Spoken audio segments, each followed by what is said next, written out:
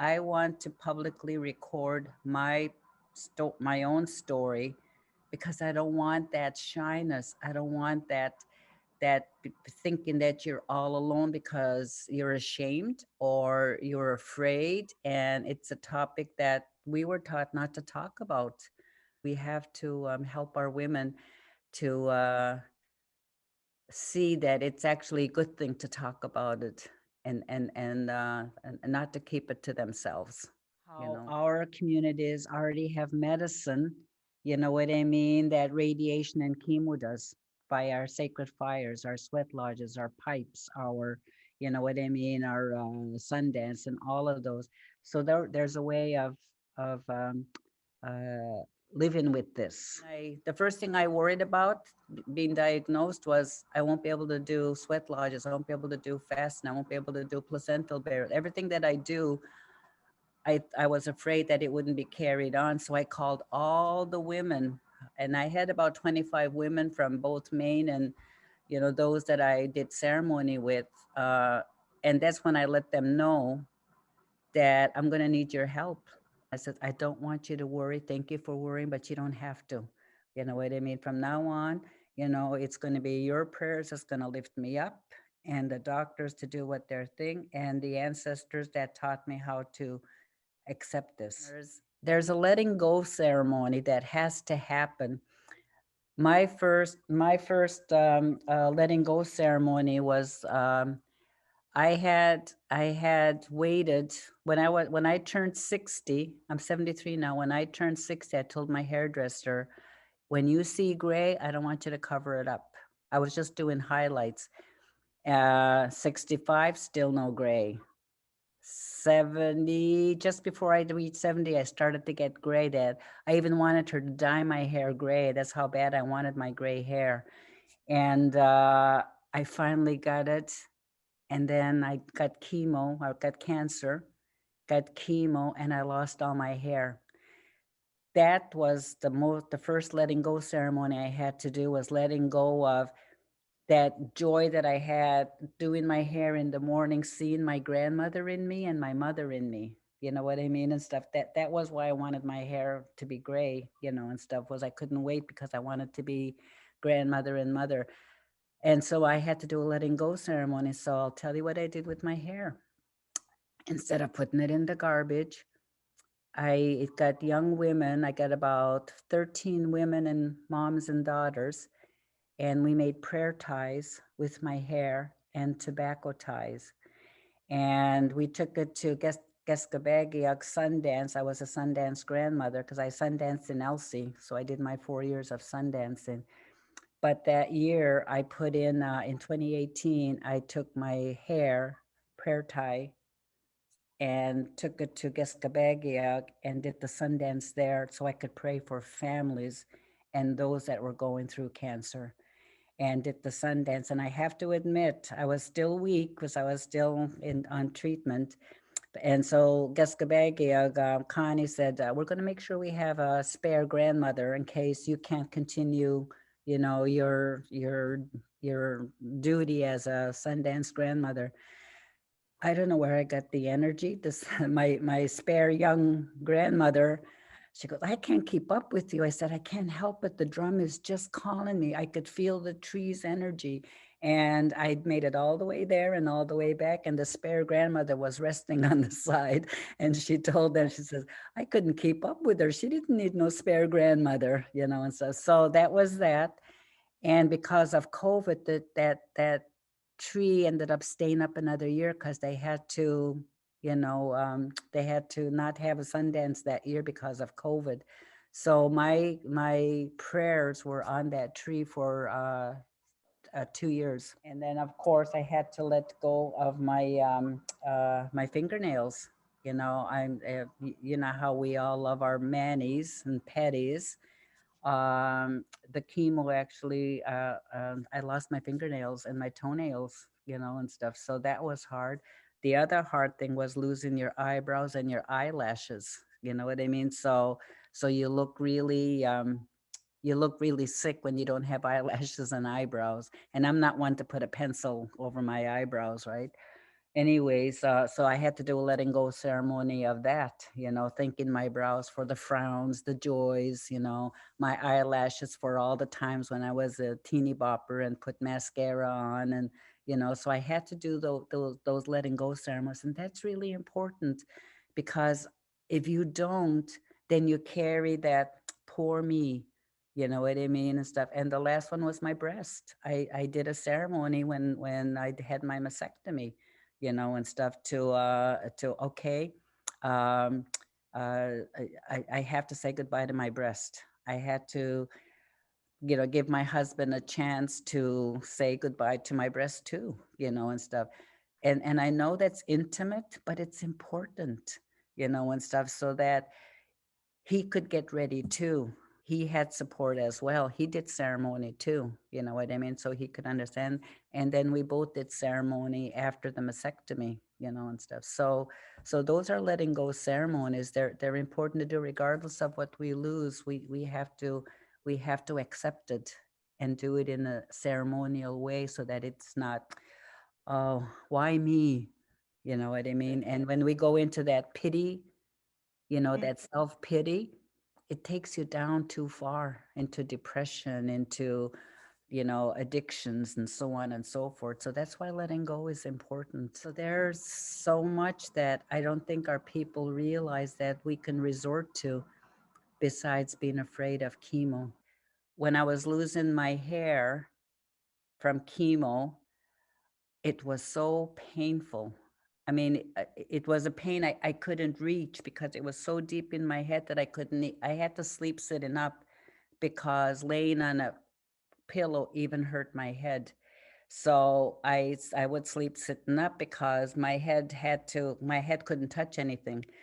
So I remembered giving bear fat to my elder when he was going through cancer. And I said, oh, yeah, I should go get my bear fat out of my fridge. So I went downstairs from the second fridge and I started just praying and rubbing it and asking Bear and all the Bear clan to, and so I just started rubbing it over my head. I only had to do it once. I never had pain again for the next 2 years. Remember, when they ask you, you go to the hospital, bring your medications.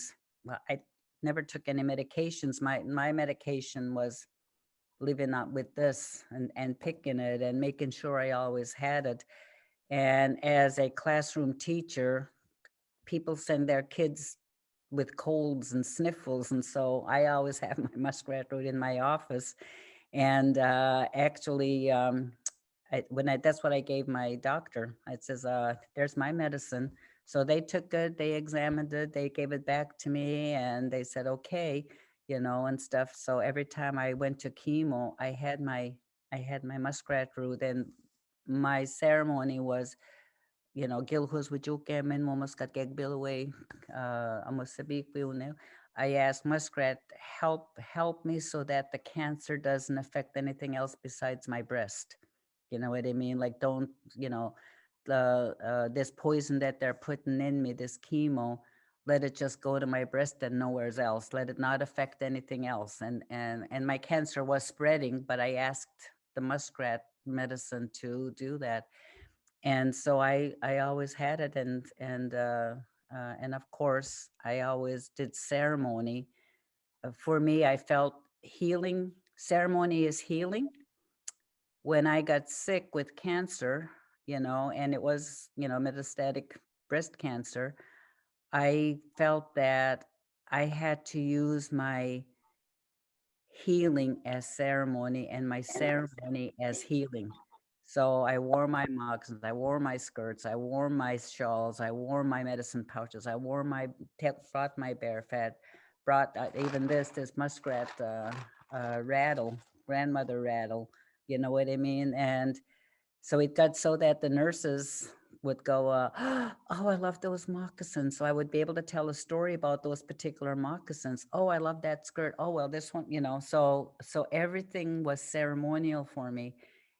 The last day when I got my, when I did my ring the bell for my last chemo treatment, I brought my drum and I sang a gratitude song to all the nurses and the doctors and the staff. Even I remember the last day, this guy that was cleaning around, he started to leave. He says, no, no, no, I have to thank you too, because you have something to do with keeping this clinic, tidy and clean. So you're part of my healing too.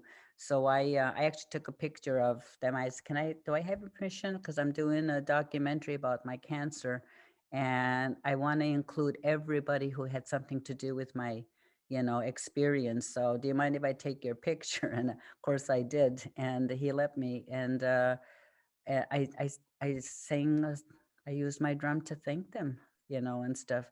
Oh, So it has to be, oh, thank goodness I'm done. My journey is still going. I still have lots of people to thank. A young girl who was my high school student sun danced at Elsie for me, and I had a young man who dragged buffalo skulls for me. And I have to admit, the power of this young man that pierced his back to carry, buffalo skulls. He only took 2 steps and it ripped. Sometimes they go around, you know what I mean, twice, to get to break the skin. He only took 2 steps because behind me, when he was dragging those skulls for me, was the entire community from his, from Kingsclear, and supporters, and people knew when he was dragging those skulls for me. So just that support alone, so I still have his, you know, the um, forget what they're called now and stuff, but I still have his peg. And that cancer has taught me to be more generous, so cancer's a teacher, and I spoke to cancer, I spoke to my cancer as if it was a living entity inside me, and said, okay, you and I are going to have to get along. You're going to have to help me with this. You're going to, you know what I mean? As opposed to that feeling people get of it's fatal. This is it. You know what I mean? Which I felt initially, why I had to have that sweat lodge at the beginning to tell the women, you're going to have to take these things over that I've been teaching you, because I might not be able to do it anymore. I want to make sure that I have enough women learning these ceremonies. Yeah. So, yeah. and There was a woman, it was her first day on radiation, and how afraid she was. And I gave her, what did I give her? Oh yeah, I had because it was December, I had somebody make me ornaments with the breast cancer symbol on it, and it oh, had the word hope on it. And I sensed her fear, and I remember I left one on the tree. I put one on the Christmas tree at Chalmers and one in St. John. And then I had a third one that I was going to take to the doctors. But anyways, I ended up giving it to this woman. And I told her, I said, you're just starting, but I want you to keep this on your tree so you'll be hopeful. And I remember, and I says, and if you'd like, I'm going to be singing a gratitude song, because I want you to look forward to your gratitude song. And the other thing I did was, the jingles on jingle dresses, I gave them to everybody that was in the waiting room that day, oh. so that there'll be a time you'll be ringing your bell. You know what I mean? Just to encourage them. And I says, you're not ringing the big bell yet, but here's a little jingle. Pretty soon you'll be ringing the big bell too, and stuff. I just love that Imelda is able to bring, to speak about culture and ceremony in a meaningful way. And I think that's really important as Indigenous people, that it's not just it's not just a picture, posted on something to indigenize something, but Right. to truly hear your story and to understand how you brought ceremony and our medicines into that, I think is it gives hope for other people to say, you know what, this is there. I can utilize that. I can feel, I guess, whole as an individual, especially as an Indigenous person, Mm. when we're walking in a world of treatments with chemo and in languages and in words that we don't quite understand for a lot a lot apart, but to be able to hold on to what is culturally sound and relevant. I think you bringing that to the table today will give a lot of persons, women and men, the power and the confidence to do so in their own healing journeys. So I really want to say thank you for bringing that to us and bringing that forward, and how important that is in today's society, for sure. Yeah, well, in our language, cancer is spider web, you know, and stuff. And so we use that. So I use that web. I didn't use the word spider. I just used the word web. And of course, Claire was talking about wellness. Then I'm also thinking there's a web in dream catchers. And so why not ask wellness to be in that dream catcher web of wellness so that we can dream hope to be well. That web of wellness, you always have to keep hope you know, on your shoulders.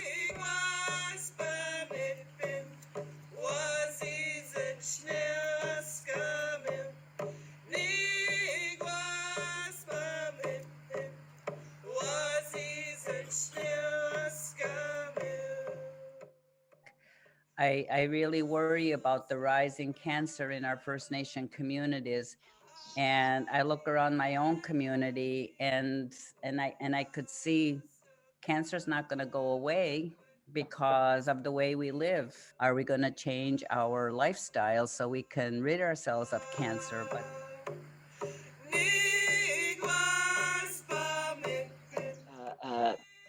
feeling your breasts is great, but yet you could miss out on a lot of things if you rely on merely what you're capable of finding, because dense breasts, it's very hard. You feel lumps all over the place, and the likes. And hopefully we can start to open up that comfort zone on everybody and get everybody more comfortable and, you know, dealing with their bodies and dealing with their screening process and getting them there. I did not want to talk about the fact that I had a cancer diagnosis and all of that, and it took me so much energy to just mention the word. Then once I had talked about it, I didn't want to hear anything about it after that. So I can appreciate the benefits of and getting in a group and getting that, just that energy around the circle, and being part of that circle is so important. show this. See this beautiful tree that's made out of wire, but a cancer survivor made this for me, you know, and stuff. And there's all these little teeny tiny stones on top of it, you know, and stuff of different colors. And it has the wood as a base, and it's got these beautiful circles that he did, and so on and so forth. And it's just to remind us of our roots, to think of our family and our community and our friends as our roots that are going to hold us up when we're going through the toughest. But if we don't tell anybody, then you won't get that, you know, that kind of healing, because it's healing mentally just to know that somebody else knows. But when you're carrying it all by yourself, imagine the weight of that. And how can anybody get better if they're adding an extra burden, carrying an extra burden in their basket because they don't want anybody else to know? And I know that your experiences and your wisdom is going to affect so many people in a positive way. I am grateful to be here. I'm grateful to hear of the ceremonies. As an Indigenous woman, it's so important to hear that from our elders, so that it carries hope for us as well as we move forward. So thank you, Roland. Yeah, well,